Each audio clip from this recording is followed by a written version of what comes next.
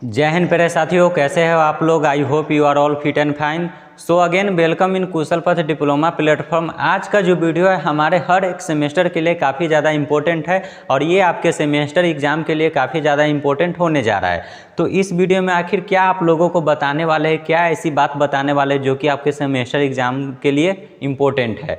जैसे आप लोग सेमेस्टर एग्ज़ाम देते हैं तो सेमेस्टर एग्ज़ाम देने के दौरान बहुत से प्रॉब्लम बहुत सी बातें आप लोगों के मन में आती है, डाउट आती है कि सर ये कॉपी है, इसको किस प्रकार लिखना चाहिए, कौन से क्वेश्चन के लिए कितना पेज में आंसर देना चाहिए, आंसर को किस वे में दे ताकि हमें टीचर अच्छे नंबर भरपूर नंबर मिल सके। होते हैं बहुत से ऐसे बच्चे होते हैं जो कि अच्छे से पढ़ाई करते हैं, उनको जब एग्ज़ाम देने जाते तो लगता है कि अरे भाई इसका तो आंसर हमको सारा आता है, हम लिख के आए थे। लेकिन जब रिजल्ट पब्लिश होता है तो पता क्या चलता है कि मेरा नंबर इतना ही आ पाया है। आखिर नंबर कहाँ कट गया। आपको उस क्वेश्चन का पूरा जानकारी रहता है, पूरा आंसर पता रहता है, आप लिखते हैं, लिखने के बावजूद भी आपके नंबर काट लिए जाते हैं। मतलब उस आंसर को ज़रूर कुछ ऐसे वे में लिखना पड़ेगा जिससे टीचर प्रसन्न होकर खुश होकर पूरा नंबर दे। तो इस वीडियो में आपको वही गाइडेंस लेके आए हैं कि आप जब सेमेस्टर एग्ज़ाम देते हैं तो अपने आंसर को किस प्रकार लिखना चाहिए। नॉर्मल तरीका तो सब यूज करते हैं, लेकिन आप एक ऐसे तरीका को यूज करिए, फॉलो करिए जिस पे आप लोगों को भरपूर नंबर मिले। किस बात का ध्यान रखना चाहिए ये देखेंगे। उसके बाद कितने पेज में आंसर देना चाहिए ये भी डाउट होती है। सबसे बड़ी डाउट होती है कि सर 4 नंबर के लिए कितने पेज में आंसर दे, 6 नंबर के लिए कितने पेज में आंसर दे। ये इस डाउट में भी बच्चे जी रहे होते हैं और न्यू स्टूडेंट के साथ ये सब प्रॉब्लम मोस्टली देखा जाता है। इसमें फुल गाइडेंस देने वाले आपके सेमेस्टर के लिए काफ़ी ज़्यादा इंपॉर्टेंट रहने वाले है। तो अभी तक आप लोग हमारे चैनल के साथ नहीं जुड़े तो जरूर सब्सक्राइब करें और चैनल के साथ जुड़ ले ताकि कोई भी आप लोगों को वीडियो हेल्पफुल मिले तो आप उसका लाभ उठा सके और अपने दोस्तों को ज़्यादा से ज़्यादा शेयर करें। तो इस वीडियो में आप लोग फुल इन्फॉर्मेशन देखेंगे, इन सारे टॉपिक पे आप लोगों को चर्चा करने वाले। तो पहले देखते हैं कि किस किस बात का ध्यान रखना चाहिए। आप कोई अगर युद्ध लड़ने जाते हैं तो युद्ध से पहले आप लोगों को रणनीति बनाई जाती है, हर चीज़ सिखाया जाता है, कैसे अलर्ट रहना है, क्या चीज़ फॉलो करना है। वैसे ही आप समझिए एग्ज़ाम देने जाते तो आप लोगों को हर एक प्रोसेस पता होना चाहिए। जैसे आप पहला हम इसमें बात करें तो क्वेश्चन नंबर कहने का मतलब ये नहीं कि जैसे मान लीजिए आप आंसर लिखने जाते हैं, आंसर कॉपी को पलटते हैं तो आप कौन से क्वेश्चन का आंसर दे रहे हैं ये पता होना चाहिए। जैसे क्वेश्चन नंबर 1 का दे रहे हैं तो ठीक है, अगर अथवा वाला का दे रहे हैं तो उसके साथ आप और लगा दीजिए। ये पॉइंट ये चीज़ को बता रहा है कि जो आप क्वेश्चन का आंसर दे रहे हैं वो जरूर ध्यान दें कि कौन से नंबरिंग का आंसर कर रहे हैं और इसको आप देना मत भूलिएगा। वैसे आपको उसका आंसर का मार्किंग काउंटिंग नहीं होगा। सीक्वेंस को फॉलो करना चाहिए। कोई क्वेश्चन है 1 नंबर, 2 नंबर, 3 नंबर, 4 नंबर, बच्चे क्या करते हैं, आता है चारों का, लेकिन पहले 2 देते, फिर 4 देते, फिर 1 देते, फिर 3 देते। ये सीक्वेंस को आप लोगों को फॉलो नहीं करना है।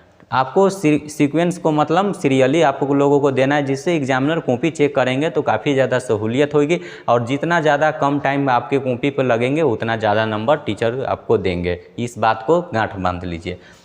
हेडिंग कहने का मतलब मान लीजिए कि कोई आप टॉपिक लिखने जा रहे हैं। पहला टॉपिक जैसे क्वेश्चन है फ्रिक्शन क्या है और इसके एडवांटेज और डिसएडवांटेज। तो आप जैसे पहले फ्रिक्शन के बारे में लिखिएगा तो आप ब्लैक पेन से फ्रिक्शन का हेडिंग दे दीजिए। ठीक है, हेडिंग देने के बाद आप उसका पॉइंट सारा लिखना स्टार्ट करिए। ये बात होनी चाहिए। पॉइंट बाय पॉइंट आंसर दीजिए। वही बोल रहा है कि ऐसा नहीं कि अगर यहाँ से लिखना स्टार्ट किया तो आप लिखते नीचे पेन उठाए, ऐसा नहीं करना है भाई लोग। आपको क्या करना है, पॉइंट देकर आंसर बनाना है। हर एक पॉइंट को तोड़ तोड़ कर लिखे जिससे अच्छे लगेंगे, कॉपी फ्रेश रहेंगे और टीचर को पढ़ने में काफ़ी ज़्यादा सहूलियत होगी। उसके बाद गिव आंसर योर लैंग्वेज। अपने आंसर को अपने लैंग्वेज में लिखिए, ज़रूरी नहीं किताबी भाषा लिखना। उसके बाद क्या पैराग्राफ चेंज करना चाहिए ताकि कॉपी का अपीयरेंस बढ़े और अच्छा लगे। डायग्राम एंड नेम, आप चित्र बनाया करिए हर एक आंसर का और चित्र बनाने के साथ उसका नामकरण जरूर करिएगा कि ये चीज़ हमारा ये है। यूज सिंबल का यूज करना। जैसे मान लीजिए कि आप पॉइंट बनाकर आंसर देते हैं तो ऐसा नहीं कि आप लिखते गए एक एक गैप देते गए। यहाँ पे आप कुछ पॉइंट बना दीजिए या कुछ ऐसे पॉइंट बना दीजिए या कुछ होता है बच्चे स्टार दे देते हैं। इस प्रकार पॉइंट का यूज करिए, कॉपी का एक्सपीरियंस बढ़ता है। Do not miss unit. कोई भी आप क्वेश्चन नंबरिकल पेपर सॉल्व करते हैं तो उसको सॉल्व करने के लास्ट में हमारा मान लीजिए कोई आंसर आया तो 10 आया तो जरूर सेंटीमीटर में आया होगा, मीटर में आया होगा। तो ये जो यूनिट है आप इसको देना बिल्कुल ना भूलें। ठीक है, तो आप लोगों को यूनिट का ध्यान रखना चाहिए कि आप लोग यूनिट को देना मिस मत करें, ठीक है। तो ये काफ़ी ज़्यादा इंपॉर्टेंट पॉइंट थी जो कि आप लोगों को एग्ज़ाम के दौरान फॉलो करनी चाहिए। काफ़ी ज़्यादा आप लोगों को कॉपी को इफेक्टिव बनाएंगे और नंबर बढ़ाने में मदद करेंगे। अब बात आती है कौन से क्वेश्चन को कितना पेज में लिखना चाहिए, ठीक है। आंसर को कितना पेज में लिखना चाहिए। तो देखिए ये आपके क्वेश्चन के ऊपर डिपेंड करता है। कई बार होते हैं क्या कि 4 मार्क में ही कुछ ज़्यादा पूछ दिए जाते हैं, जिससे बच्चों को लगता है कि ये तो 6 नंबर में देना चाहिए, लेकिन 4 मार्क में पूछा गया है। ये भी कभी कभी आ जाती है एग्ज़ाम में ऐसे मोमेंट देखने को। और होता है क्या कि आपको जब क्वेश्चन सॉल्व करते हैं तो आपको सेमेस्टर एग्जाम में एक 4 मार्क के मिलते हैं और एक 6 मार्क के आप लोगों को ग्रुप मिलते हैं। तो 4 मार्क के लिए कितना पेज में लिखना चाहिए मैक्सिमम मिनिमम, और 6 मार्क के लिए कितना लिखना चाहिए। तो ओवरऑल में बात करूं तो आप लोगों को कॉपी में 24 पेज में भी मेरे ख्याल से रहते हैं, जिसमें 25वां पेज शायद ग्राफ वाला रहता है, ठीक राइट। तो मान लीजिए 24 पेज है, आप लोगों को 4 मार्क का 5 क्वेश्चन आप लोगों को अटैम्प्ट करना है और उसके बाद 6 मार्क का 5 क्वेश्चन अटैम्प्ट करना है। मतलब टोटल आपका कितना हो गया, तो आप बोलिएगा कि सर 10 क्वेश्चन हम लोगों को मिल चुका है। तो 10 क्वेश्चन मिल चुका है तो सर 10 क्वेश्चन में अगर 24 से भाग देंगे तो यानी 2.4 मान लीजिए कि आपको एक क्वेश्चन के लिए मानिए कि यार हाई पेज यानी 2.4 पेज यूज करना है। लेकिन अब अगर 4 मार्क के लिए आप उतना ही 2.4 पेज यूज करते हैं और मान लीजिए 6 मार्क के लिए भी उतना ही यूज करते हैं, तो फिर बात क्या रह गया, 6 मार्क और 4 मार्क में डिफरेंस क्या रह गया। तो कुछ इसी में आप लोगों को बताने, ये कुछ आइडिया लग गया, कुछ अनुमानित चीज़ हो गया। तो देखिए सबसे पहले आप मान लीजिए कि 4 मार्क के लिए क्वेश्चन को सोल्व करने जा रहे हैं, ठीक है। मान लीजिए कि आपका थ्योरी पेपर है, तो आप इसमें कोशिश करिए कि अगर आप लोगों को एग्जैक्ट आंसर दे रहा है तो आपका 1.5-2 पेज काफ़ी है, नहीं तो आप कोशिश करिए कि इसको मिनिमम 1.5 से 2 पेज में लिख दें, ठीक है। ये हमारा स्कोप होना चाहिए, मतलब इतना सोच कर आप आंसर दे सकते हैं। 2 पेज काफ़ी है। अगर कोई क्वेश्चन लगता है कि नहीं ये 6 मार्क में आना चाहिए लेकिन 4 मार्क में दे दिया, इसमें काफ़ी ज़्यादा चीज़ पूछी गई है, तो आप लोग उसे क्या करेंगे 2.5 पेज तक ले जाइएगा, कोई प्रॉब्लम नहीं है। 6 मार्क की बात करूँ तो इसमें आप 2.5 से 3 पेज रखिए या 2 पेज से आप ऊपर करिए, मतलब आपको 2 पेज से ऊपर करना है, 2.5 से 3 तक आप रखिए, आपके लिए बेटर होगा, ठीक है। कभी कभी ऐसा भी होता है कि आप लोगों को कोई क्वेश्चन इतनी अच्छे से आते हैं, कोई क्वेश्चन का आंसर आप इतना अच्छा से जानते हैं कि इसमें अगर कोई 3 पेज जा रहा है, और इसमें ऐसा भी होता है कि कोई क्वेश्चन का आपको 2 ही पेज में लिखना पड़ता है, क्योंकि उसको आप लॉन्ग में नहीं लिख सकते हैं, क्योंकि वो उसका आंसर आप लोगों को मान लीजिए नहीं आता। तो उस समय ये चीज़ दोनों मिलकर मैनेज हो जाती है। लेकिन आप लोग जैसा क्वेश्चन हो, जैसा जिस प्रकार क्वेश्चन में पूछा गया वैसा लिखिए। और देखिए पेज तो उतना मैटर नहीं करता है, लेकिन फिर भी आप लोगों को उतना पेज दिया गया है तो एक आप लोगों को स्ट्रेटेजी लेकर आंसर लिखना होगा। अब बात आती है कि सर सुने हैं और टीचर से कि पेज तो वैलिड नहीं करता है। देखिए वैलिड करता है नहीं करता वो अभी पता चल जाएगा कि आप आंसर को किस प्रकार दे रहे हैं।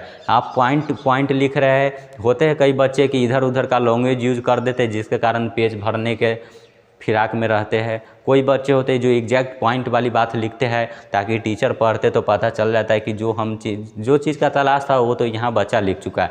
तो ये सब चीज़ें पे आप लोगों को पेज डिपेंड करती है, ठीक है। ये कुछ आइडिया थी जो आप लोगों को बताएं और आप लोगों को कन्फ्यूजन दूर किए, ठीक है। ये हमारा हो गया कि आपको आंसर किस प्रकार, मतलब कितने पेज में देना चाहिए। अब बात आती है आंसर को किस प्रकार लिखना चाहिए। ये तो हो गई सारी बातें। आप जितना भी अभी तक देखे, जितने पेज यूज करना चाहिए था और वो भी देखे कि क्या क्या बात ध्यान रखना चाहिए था, उसी सब को मिलाकर अब आप लोगों को बताते हैं आंसर को किस प्रकार निकलना चाहिए, ठीक है। आप लोगों को एक एग्जाम्पल की सहायता से दिखाते हैं।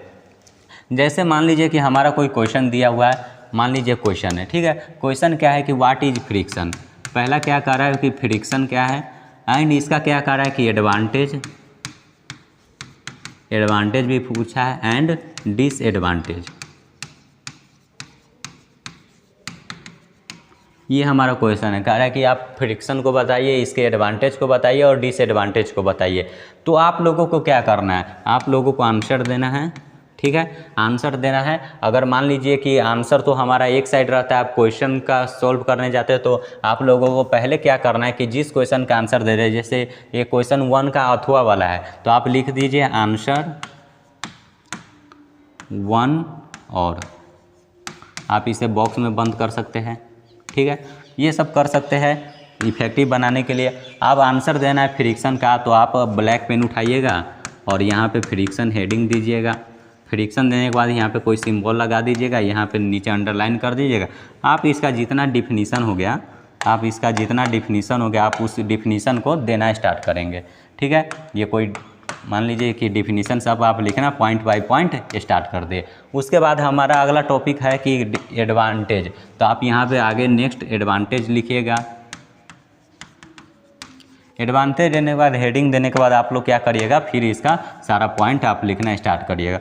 उसके बाद यहाँ पे कोई सिंबल होगा तो आप देख सकते हो। उसके बाद आप लोगों को डिसएडवांटेज है, तो आप लोग डिसएडवांटेज का हेडिंग दीजिएगा और इसे ब्लैक पेन का यूज करिएगा। जो आप लोगों को ग्रीन दिख रहा है ब्लैक पेन का यूज करिएगा। उसके बाद यहाँ पे आप लोग लिखना स्टार्ट करिएगा। तो ये कुछ सिस्टमेटिक तरीका से लिखना है। अगर मान लीजिए कि फ्रिक्शन का बात हो गई तो इसमें आप कोई फिगर बनाना चाहते हैं तो आपको यहाँ पे आप फिगर बना सकते हैं। ठीक है, फिगर इंक्लूड करना इसलिए बेटर होता है क्योंकि आपको कॉपी का मतलब क्या होता है, अपीयरेंस अच्छा बढ़ाता है और काफ़ी ज़्यादा आप लोगों को नॉलेज को एक्सप्लेन करने में टीचर के सामने अच्छी होती है। मतलब अगर इतना करते तो टीचर देखेंगे कि हाँ बच्चा ज़्यादा जानता है, अच्छी चीज़ है। तो ये कुछ प्रोसेस थी, मतलब इस प्रकार आप क्वेश्चन का आंसर दीजिएगा तो कॉपी काफ़ी ज़्यादा इफेक्टिव लगेंगे। और ये हमारे गाइडेंस हर एक स्टूडेंट को ज़रूर पहुँचनी चाहिए। ये तभी हो सकता है जब आप लोग इस वीडियो को ज़्यादा से ज़्यादा शेयर करेंगे। आपको अगर इसका लाभ भी मिल रहा है तो अपने दोस्तों तक भी ज़रूर पहुंचाएं, क्योंकि इसमें ना कोई आप लोगों को ना पेमेंट, फ्री यूट्यूब पे आप लोगों को लिए फ्री में है। आप लोग पूरा लाभ उठाएंगे और हमारे लिए हमारी जो भी वीडियो आप लोगों को दी जाती है उसका लाभ जरूर उठाएंगे। तो अपने दोस्तों तक ज़्यादा से ज़्यादा शेयर करें। अगर इसके बावजूद आप लोगों को कोई अन्य इन्फॉर्मेशन चाहिए, गाइडेंस चाहिए, जो भी चीज़ चाहिए, मोटिव होता है ना कोई बच्चे की सर मेरा ये प्रॉब्लम हो गया, क्या करे समझ में नहीं है, घर में ये प्रॉब्लम हो गया, तो कुछ प्रकार की इधर उधर की भी जानकारी चाहिए। और होता है कि बच्चे डिमोटिवेट हो जाते हैं। इस सारी चीज़ के लिए आप हमारे 2 नंबर दिए गए हैं, एक हमारा हो गया, एक बादल सर का हो गया। आप इस पर कॉन्टैक्ट कर सकते हैं, कोई भी इन्फॉर्मेशन आप लोग बेहिचक ले सकते हैं। इसके लिए आप व्हाट्सएप पे मैसेज करेंगे और जो भी आप जब आपका मैसेज आएगा तो आपको ज़रूर रिप्लाई मिलेगा। बहुत से बच्चे को मिला। अगर आप लोगों को बिलीव ना हो तो ज़रूर ट्राई करें और हमारे चैनल को ज़रूर सपोर्ट करें ताकि हम लोगों का भी हौसला बढ़ते रहे। तो मैं उम्मीद करता हूँ कि आप लोगों को वीडियो अच्छी लगी होगी तो ज़रूर लाइक सब्सक्राइब करें। सो आज के वीडियो के लिए इतना ही रखते हैं, मिलते हैं नेक्स्ट वीडियो में। Thank you, all the best.